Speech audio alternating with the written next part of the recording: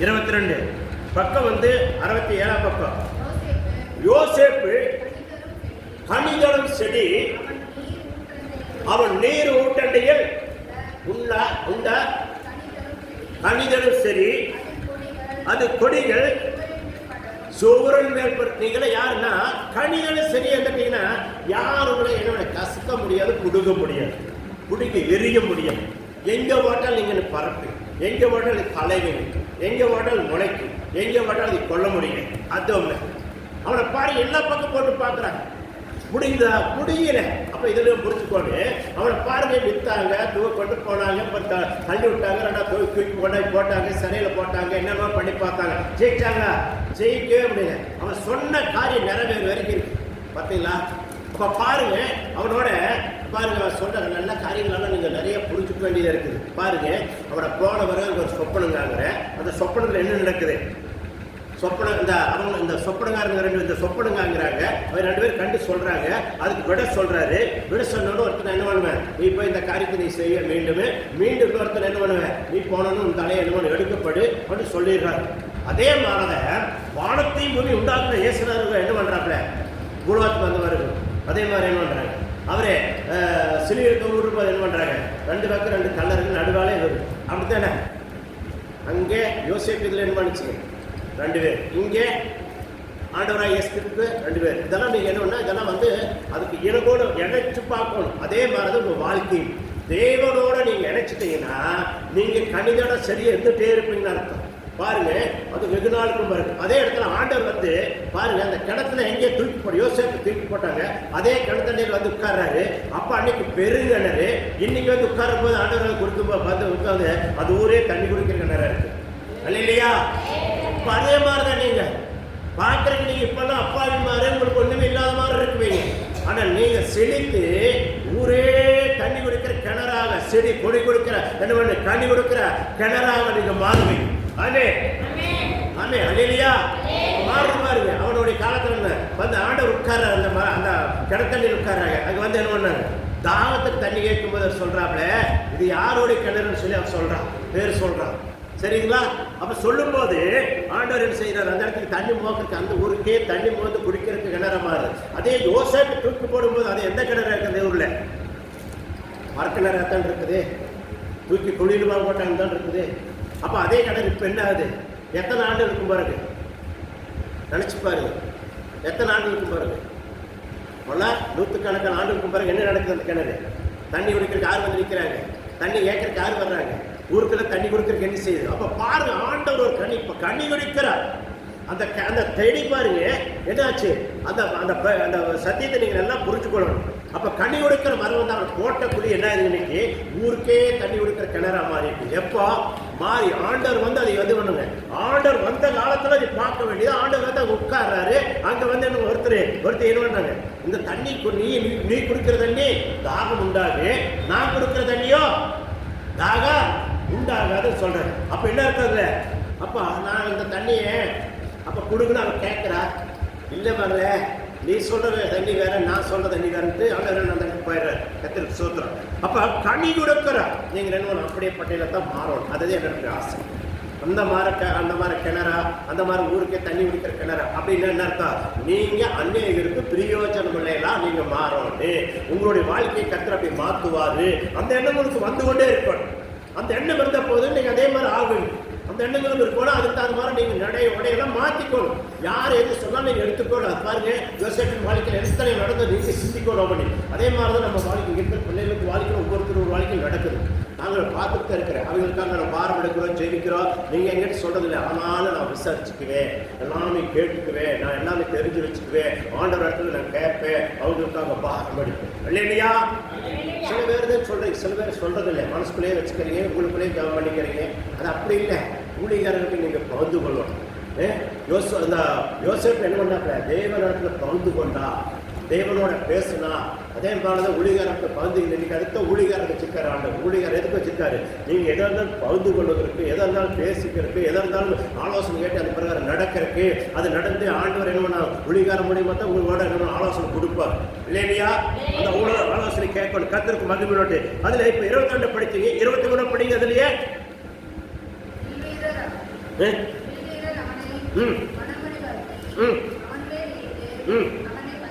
பாத்தீங்களா? அவங்க என்ன பண்ணாங்க, இன்னும் பண்ணணும் அத்தனையும் வீரர்களை என்ன எல்லாம் படித்து பார்த்தாரு. அண்ணன் தண்ணி படிச்சாங்க. அங்க போய் அவனுடைய என்ன பண்ணுங்க பொருத்திப்ப மணிவண்ணா அவளும் இதெல்லாம் பண்ணி செஞ்சா. ரெண்டாவது என்னென்ன பண்ணி பார்த்தாங்க. எதுலையுமே அவன் என்ன பண்ணல, தோல்விக்குள்ள கொண்டாருல.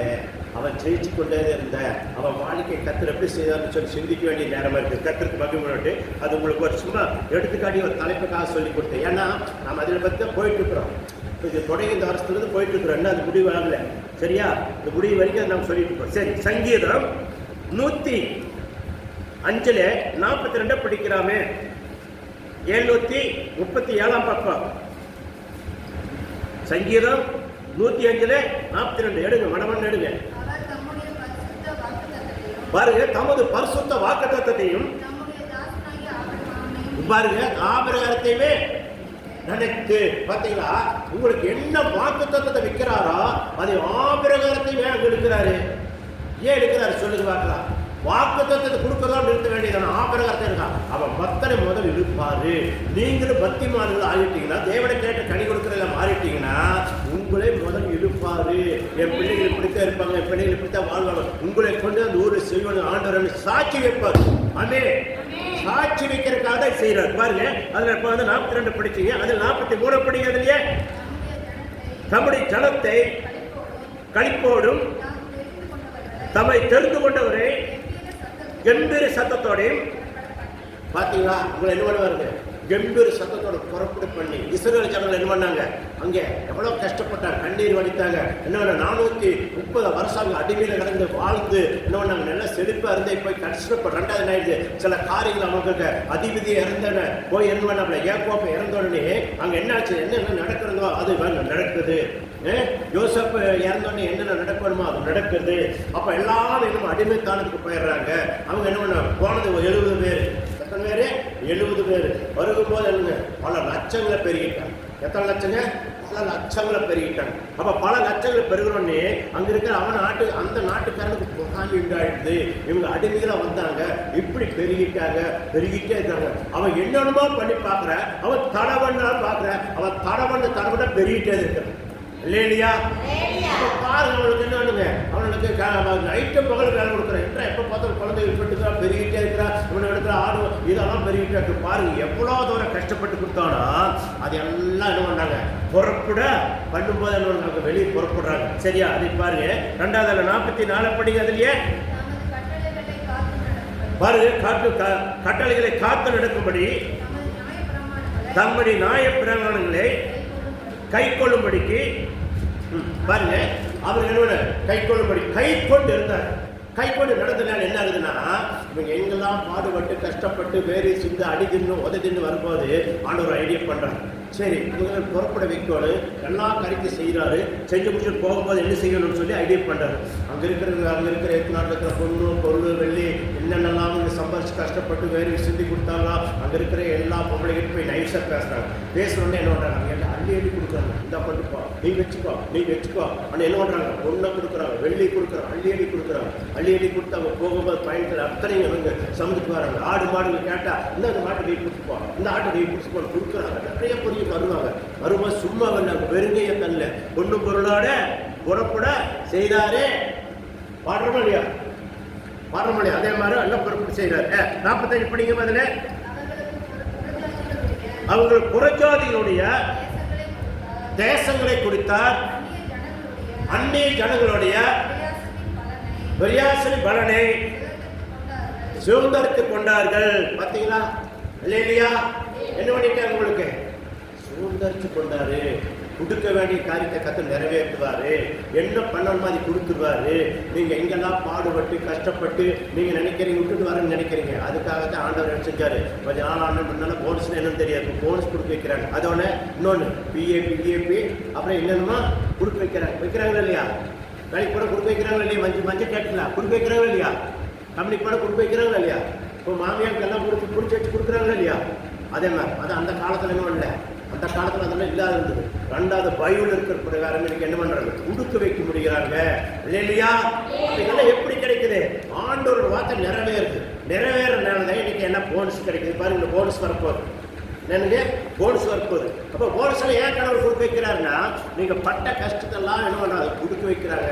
அதுலேயே ஏமாற்றி தண்ணி வாய்க்கிற தண்ணி ஊற்றி திங்கிறவன் இருப்பேன், ஏமாத்துறவேன், அவன் சேர்த்து வைப்பேன், அவனும் திங்க மாட்டேன், இன்னொருத்தருக்கு திங்க மாட்டேன், அவன் கடைசியில் நம்மளை போய் சேர்ந்தோடனே அவன் சொந்தமெல்லாம் இன்னும் உங்களுக்கு தான் கிடைக்கும். அல்ல இல்லையா? கிடைக்குமே கிடைக்காதா?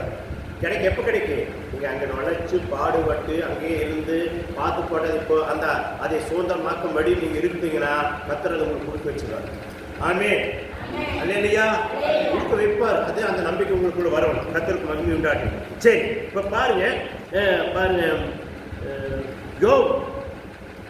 யோகத்தை பற்றி வருது. அப்படியே அதை கொஞ்சம் உங்களுக்கு அப்படியே கொஞ்சம் சொல்லி கொடுக்குறேன். சரி, எப்படி நீங்கள் சுதந்திரிப்பீங்க பார்த்தலாம்.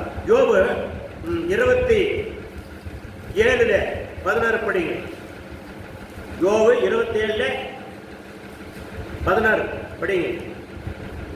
656 பக்கம். அவன் புழுதி போல பணத்தை என்ன பண்ணுவாங்க? குவித்து கொண்டாலும் மண்ணை போல வஸ்திரங்களை சவதரித்தாலும். 17 அதுலயே அவன் சவதரித்ததை நீதிமான் உடுத்திக் கொண்டு குற்றமில்லாமல் அவன் பணத்தை பார்த்தீங்களா? நீ கரெக்டாக இருந்தீங்க, அந்த பணத்தை என்ன பண்ண முடியும்? நீதிமானா இருந்தீங்க என்ன பண்ண சகோதரிப்பு. அதனால தான் ஆண்டவர் என்ன செஞ்சார்?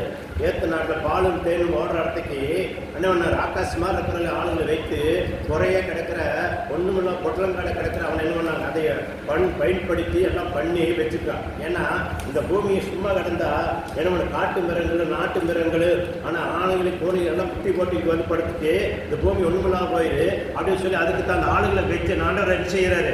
அங்கே பயன்படுத்தி வைக்க சொல்கிறார். வச்ச உடனே அதே 2வது என்னொன்று, நீ போ இந்த பூமியை உனக்கே நான் தர வைக்கிற பாலும் தேடி ஓட்டுறான். அதே மாதிரி என்ன பண்ணுறாரு? போ வைக்க மாட்டார். அவங்கள கொஞ்சம் ஒரே மட்டும் காட்ட மாட்டார், கொஞ்சம் கொஞ்சமாக காட்டு. ஏன் அங்கே இருக்குன்னு எல்லாம் நல்ல மனசில் ஒருத்தர் இல்லை.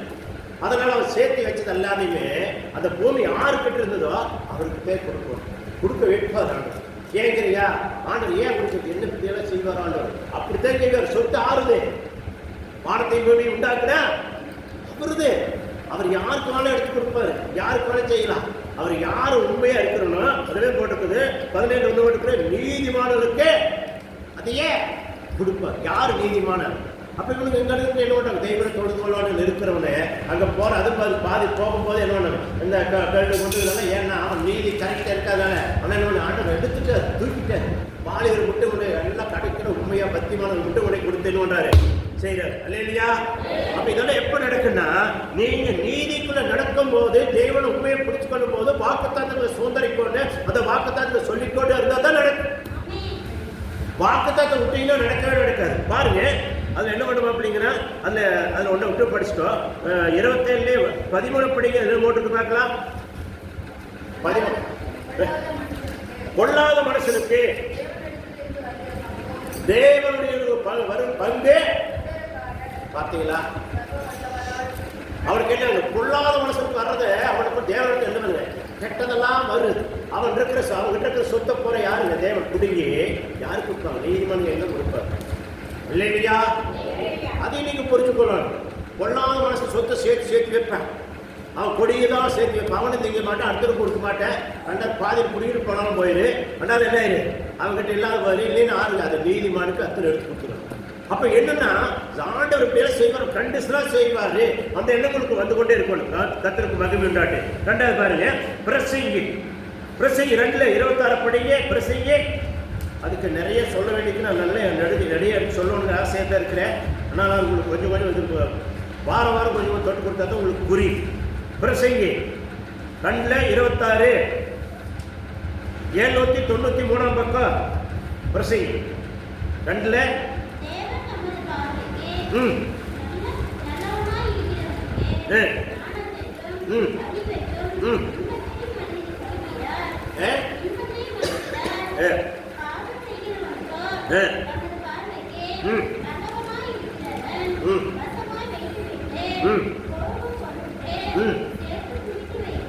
என்ன பண்றாங்க?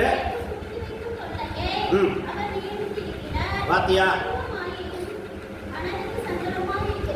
அதுக்கு எதி படிச்ச 2 2 26. இன்னொருத்தர் கொஞ்சம் நல்லா படிங்க, கொஞ்சம் சத்தமா. தேவன் தமது பார்வைக்கு நல்லவனா இருக்கிறவனுக்கு ஞானத்தையும் அறிவையும் என்ன பண்றாரு? இன்பத்தையும் அளிக்கிறார். பாவம் செய்வதற்கோ தமது பார்வைக்கு நல்லவனா இருக்கிறவரும் வசமாய் வைத்துவிட்டு ஓவும் பொருட்டு சேர்த்து குவித்து வைக்கும் 6 மேல வைக்கிறாங்க. தும்மா இருக்கிறதுக்கு சேர்த்து வச்சிருக்கிற தொல்லை அவனுக்கு கொடுத்துருவார். நல்லவனா இருக்கிறவனுக்கு என்ன சேர்த்துனாங்களா? பணத்தெல்லாம் எங்க எதில் சேர்த்துனாங்க? என்னெல்லாம் சேர்த்து வச்சாங்கன்னு சொல்லி இங்கே போட்டிருக்குது. எதில்? இதில் என்ன யோகுல 26 16 17 போட்டு அந்த சொத்தெல்லாம் உங்கள் கைக்கு வச்சு சொல்லி இல்லையா? அதெல்லாம் நீங்கள் புரிஞ்சு கொள்ளணும். அவன் எவ்வளோ செய்கிறானோ அவன் தொல்லை கொடுத்துருவார். அதனால விட்டு ஓடுறான். இது நீங்கள் நினைக்கிறீங்க நிறைய பணத்தை சேர்த்துவா அவன். அதுதான் ஃபஸ்ட்டு சொல்கிறேன். இப்போ சொல்கிறேன், அவன் உண்மை இல்லைன்னா எவனாலும் சேர்க்க முடியும். நீங்கள் நினைக்கிறீங்க என்ன அவன் இப்படி இருக்கிறான், நாங்கள் மட்டும் இப்படி இருக்கிறோம். அப்படி இல்லை. நீங்கள் கரெக்டான துதி, கரெக்டான வசனத்தை, கரெக்டான வாக்குத்தத்தங்களை எடுத்து ஒவ்வொரு நாளும் சொல்லி சொல்லி ஜாப் பண்ணிப்பாருங்க. நீங்களுடைய வாழ்க்கையில் எப்படி மாறுறீங்கன்னு உங்களுக்கே தெரியும். உங்களுக்கு என்ன தேவைகள் எப்படி வருதோ இது எப்படி வருதுன்னு எனக்கும் தெரியாது. கர்த்தர் கொடுக்குறது நீங்களே சொல்லுங்க. இல்லையா? கர்த்தருக்கு மகிமை உண்டாட்டு. சரி, அதில் அது அப்படியே இருக்கு. ஆதிகாரத்தில் 1:29 படிக்கலாமே. ஆதிகாரத்தில் 1:29 படிங்க. பின்பு தேவன் இதோ பூமியின் மேல் சகலவித பூண்டுகளையும் தனிமரங்களையாகியும் சகலோட விருட்சங்களையும் உங்களுக்கு கொடுத்தேன். அவைகள் உங்களுக்கு ஆகாரமா இருக்கும். பார்த்தீங்களா? ஆகாரமா இருக்கிற கொடுத்தாரு. அது மாதிரி என்ன விததானி அப்படிங்கிறார். அப்ப எந்த புண்ணியம் என்ன பண்ணக்கூடாது? தின்னு முடிச்சிருக்கோம். உங்களுக்கு கிடைக்கிற சொத்து சுகத்தெல்லாம் நீங்க என்ன வெச்சு பிழைக்கும், கொஞ்சம் முளைக்க போறோம். அதை சொல்லித்தாரு. விதைதானி பொருள் அங்க மாதிரி விதைத்தானி பொருள் ஏன்னு கொடுக்குறாருன்னா விதைக்கோடு அப்படிங்கிறார். அதனால ஆர்டர் சொன்னாரு, நீ 2 மீனையுமே 5 அப்பத்தை கொண்டா அப்படின்னாரு. எவ்வளவு இருக்குது உங்ககிட்ட? எத்தனை அப்பம் இருக்குது? 5 அப்பம். எத்தனை மீன்? 2. அது கொண்டான. அது கொண்டாது பெருகிச்சா பெருகலையா? பெருகிச்சா பெருகலையா? அதே மாதிரி நீங்கள் கையில் இருக்கிறதை விதைக்கணும். என்ன தொழில் செய்றீங்களோ, இப்போ ஒரு சின்ன தொழில் செய்றீங்க வைங்க, அதுல ஒரு 10,000 ரூபாய் போட்டீங்கன்னா உங்களுக்கு 12,000 கிடைக்கும் தெரிஞ்சு அதை விதைக்கணும். வீட்டில் வச்சு உட்காந்துருக்க கூடாது. இல்லையா? விதைச்சா தான் அது என்ன அறுவடைக்கு பெருசாது. நீங்கள் அதை வச்சுட்டு இருந்தீங்கன்னா பெருகாது. வேகங்களுடைய போட்டீங்கன்னா குறைஞ்ச விட்டது கிடைக்கும். அதே சமயத்தில் உங்களுக்கு தொழில் தெரிஞ்சால் தொழிலுக்குள்ள அந்த காசை முடக்கும் போது அது உங்களை என்ன பண்ணுவாரு? செய்வாரு. வாழ்க்கையில் வசுத்துவாரு. இல்லையா? அப்ப இதெல்லாம் என்ன பண்ணுவாங்க? ஞானத்தை அதை பயன்படுத்தணும். அதனால சொன்னார் ஆண்டவர். இதுல லூக்கா 6:38 சொன்னாரு, கொடுங்கள் அப்பொழுதே உங்களுக்கு கொடுக்கும்போது எப்படி கொடுக்குறாங்க? கொடுத்தா எப்படின்னா அமைக்கி குளிக்கி மடியிலே நன்றாக சரிஞ்சு விழுகும்படி போடும் அப்படி சொன்னாரு இல்லையா? அப்ப ஆண்டவர் சமூகத்தில் என்ன சொல்றாரு? அதுக்கு என்ன குறிக்குன்னா, நீங்க எந்த பொருள் எடுத்தாலும் அதுல கையில் இருக்கிறத என்ன அதுல பெருகுமா, ஒரு தொழில் செஞ்சு பெருக்கலாமா, இது இப்படி ஆகுமா அப்படி சொன்னா டெக்னிக்கலா செய்யும். அதை இட்டு போட்டு யாரை கூப்பிட்டாங்க சொல்லி பாருங்க. இந்த டீச்சர் சொல்லு பாருங்க, இந்த யோசிப்பத்து யாருக்கு வெளியே கூட பணத்தை போட்டு வட்டி கிடைக்கும் கொடுத்து போட்டு இன்னைக்கு பணம் வரல வரும் அப்படி கூட சிக்க வச்சிருக்கூடாது. தும்மாருக்கு கையில் சிக்க வச்சு போட்டு அழுகக்கூடாது. அப்போ ஆண்டவன் அவன் கையில் கொடுத்தான்னா ஆண்டவர் அவங்ககிட்ட இறங்கி பிடிச்சி அவனோட தலையை பிடிச்சி பிடிச்சி கொண்டாந்து கொடுக்க வரைக்கும் கொஞ்சம் ஜபத்தில் எச்சப்படுத்தி தான் வாங்குவோம். வேற வழி கிடையாது. இல்லையா? ஆமாம், பணத்தை பண்ணி ஏமா சிக்க வச்சிடாதீங்க. சாரம்மா நிறைய சம்பாரிச்சிருந்தீங்கன்னா அப்படியே பணத்துக்கு அரசியல் கொடுத்துறாங்க. ஒரு பேரம் பேர் போட்டு வச்சு கிடந்து போச்சாது. இல்லை உங்கள் பேரையும் போட்டு வச்சு கிடைக்கும். உங்கள் காலத்தில் இல்லாத காலத்தில் அது சேர்ந்து போச்சாது. ஆமே இல்லையா? ஆமாம், கரெக்டாக நீங்கள் இருக்கணும். எந்த காரணத்தை கொண்டு நம்ம என்ன பண்ணக்கூடாது? எதுலையுமே ஏமாந்துக்கூடாது. நம்மளோட பிள்ளைகள் கர்த்தருக்கு மகிமை. சரி, இதெல்லாம் எப்படி கிடைக்கும்னு சொல்றேன். யோவான் 15:7 படிங்க. 15:7 150 பக்கம். புதிய ஏற்பாடுல யோவான்ல 15:7 150 பக்கம். புதிய ஏற்பாடு. நீங்கள் என்னிலும் என் வார்த்தைகளும் உங்களில் நிலைத்திருந்தால் நீங்கள் கேட்டுக்கொள்வது எதுவோ உங்களுக்கு என்ன பண்ணுவாங்க, என்ன கேட்குறீங்க அது அப்படியே. நீங்க வார்த்தை முதல்ல வந்து தேவனுடைய வார்த்தையில நினைச்சுக்கணும். வார்த்தை சொல்ற வார்த்தையை நீங்க என்னோட கவனமா கேட்டு அது வீட்டில் போய் அசைப்போடணும் இல்லையா. அந்த வார்த்தை சொல்லி சொல்லி நீங்க ஜெபிக்கணும். சும்மா இருக்கவே கூடாது. என்ன சொல்றோம் அதை கொண்டு நீங்க வீட்டில் வச்சு நல்லா ஜெபிக்கணும். நீங்க நான் சொல்றது கூட உங்களுக்கு அதிகமாக ஜெபம் பண்ணும்போது கர்த்தர் உங்களுக்கு வேலை வழியை நிறைய சொல்லி கொடுப்பார். ஆமே சொல்லிக் கொடுத்து உங்களுக்கு ஞானம் பண்ணும்போது நிறைய உங்களுக்கு கற்றுக் கொடுப்பாரு. நாம சொல்றது என்ன, நான் அவசரத்தில் போயிடுறேன். நீங்க பொறுமையாக உட்காந்து மணிக்கணக்கு உட்காந்து நிறைய உங்களுக்கு என்ன இதுலேயே நிறைய சொல்லி இந்த ஒரே வார்த்தையை ஒரு நாள் பொழுதுக்கு கூட பேசலாம். ஏன்னா அப்புறம் நீங்க என்ன அந்த ஐயோ ஒரே வார்த்தை பொழுது ஓட்டிட்டு வந்துருவேன். அதனால தான் நான் நிறைய உங்களுக்கு என்ன சொல்லி கொடுத்தேன். ஆனாலும் உங்களுக்கு சொல்றேன், கர்த்தருக்கு மகிமை உண்டாடு. பாருங்க, நீதிமொழியில 4:21, நீதிமொழியில 4:21 766 பக்கம். அவைகள் உன் கண்களை விட்டு பிரியாது இருப்பதாக. இந்த வார்த்தைகளோட சொல்ற வார்த்தைகளை என்ன பண்ணக்கூடாது, தேவனுடைய வார்த்தை. உங்க கண்களை விட்டு, உங்க இருதயத்தை விட்டு, உங்க குடும்பத்தை விட்டு என்னென்ன சொல்லி கொடுக்குறாங்களோ அது பிரியாதுன்னு நீங்க அந்த வார்த்தையை பிடிச்சு கொண்டீங்கன்னா என்ன தேவனுடைய வார்த்தை வருதோ அந்த வார்த்தையை நீங்க நல்லா கேட்டு கேட்டு மைண்ட்ல ஏற்றி வீட்டில் போய் உட்கார்ந்து யாருடைய பேச்சு நீங்க எடுத்துக்கூடாது. தேவையில்லாத வார்த்தைகளுக்கு இடம் கொடுத்துக்கூடாது. தேவையில்லாத மனுஷனோட பேச வச்சுக்கூடாது. அது தப்பு இல்லையா. யார் இடத்துல எப்படி பேசணும் என்ன பேசணும் ஒரு சுருக்கமாக பேசிட்டு நம்ம என்ன அதிகமாக இடம் கொடுக்காது அப்படின்னாவே நீங்க என்ன பண்ணலாம், தீட்டுப்படா காத்திருக்கு. ஆமே இல்லையா, அதான் உண்மை. ஒருத்தர் பாருங்க பாருங்க பேர் கிறிஸ்தவ இருப்பாங்க, அவங்க கிட்டது என்ன பண்ணுங்க எப்படி இருக்கு, பாம்புக்கு பல்லுறது விஷம், மனசுக்கு உடம்பு போற விஷம் சொல்றாங்க. அந்த மாதிரி விஷமா இருப்பான், ஞானமா இருக்கும். எல்லாம் கிறிஸ்தவன் சொல்லி ஏமாந்துடக்கூடாது இல்லையா. பார்த்து ஞானமா இருந்துடணும். கர்த்தருக்கு மகிமை உண்டாட்டு. சரி, அதுலயே இன்னொன்னு ரோமர் 12:2, ரோமர் 12:2 221 பக்கம் புதிய ஏற்பாடு. ரோமர் 12:2 எடுத்து படம் எடுங்க, டைம் போயிடுது.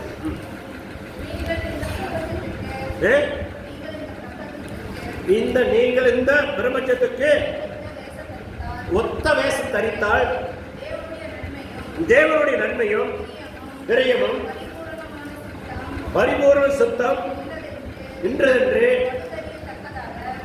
பகுத்தறியத்தக்கதாக உங்கள் மனம்,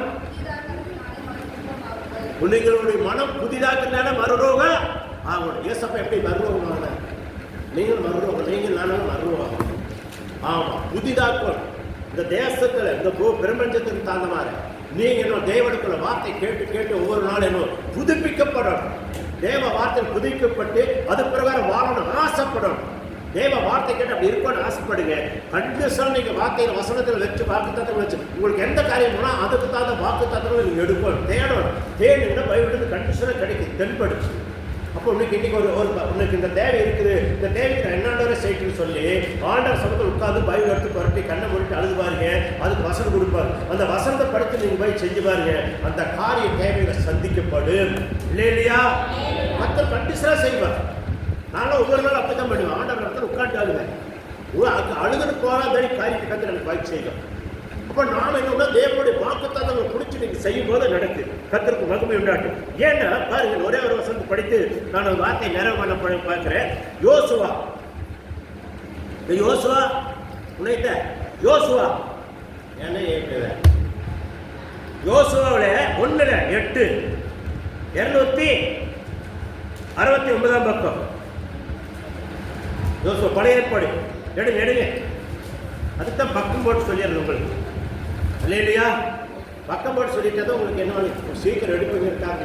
யோசுவா 1:8 ஆமா 269 பக்கம். இடத்தை படிங்க.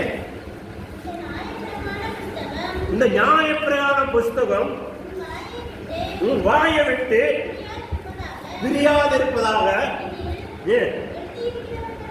எழுதியிருக்கிறபடியே படியெல்லாம் நீ செய்ய கவனமா இருந்தா உனக்கு என்ன தேவையோ அது நடக்கும். அதை கவனித்து கொண்டிருப்பாயாக. உன் வழியனுக்கு வாய்க்கு பண்ணுவார். அப்பொழுது புத்திமானாக நீ நடந்து கொள்வாய். நான் என்ன சொல்லி கொடுக்கணும்னா அதை நீங்க பார்த்து குடிச்சு கொண்டீங்கன்னா உங்களுக்கு அந்த வழியே வாய்க்கு செய்து கொள்ள நீங்க புத்திமானாக நடந்து கொள்ளலாம். தேவனுடைய ஆசீர்வாதத்தை நீங்க தாராளம் பெற்றுக்கொள்ளலாம். எல்லாரும் அப்படியே முழங்கால படிவிட்டு நம்ம செபிக்கலாமே. ஆண்டவரே உமக்கு ஸ்தோத்திரம்.